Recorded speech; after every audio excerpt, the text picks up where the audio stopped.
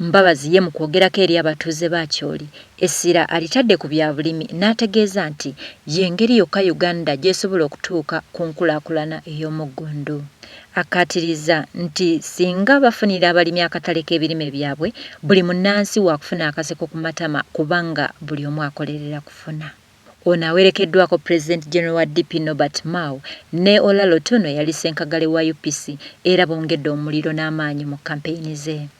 Wadde n'akasana kabadde kaakanga akagobe mu ggulu, Mbabazi tekamutengudde emmeeme agenze mu maaso n'okuperereza obululu era bakira abawuliriza bataddeko n'akaseko nga balaga obuwagizi bwabwe gy'ali.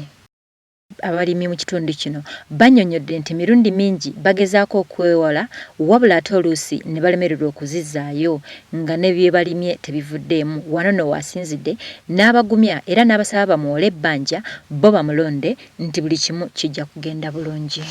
I want to assure you that certainly and in this sub-region, of course, we have had a perennial problem of compensation from the war victims, for the war victims.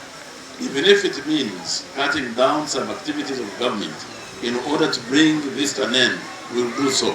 Bw'atuuse mu tawuni kanso y'e Kalongo, Mbabazi asuubizza okusooka okugonjoola ebizibu ebinyigiriza abantu aba bulijjo, muno mwe muli ebbula ly'amazzi amayonjo wamu n'ebbula ly'eddagala mu malwaliro. Abasuubizza nti ezo ensonga ssemasonga zagenda okusookerako kubanga Uganda yeetaaga bannansi abalamu obulungi ddala. In your neighborhood recently in Karamoja, and I found the question of land grabbing is a real issue there. My government will not tolerate, it will not allow land grabbing anywhere in Uganda, including Acholi. Mbabazi akubirizza abantu ba Kyoli beewala okutya ebitali mu nsonga wabula babukereza enkokola nga February 18 bonna bagende bamuyiira akalulu.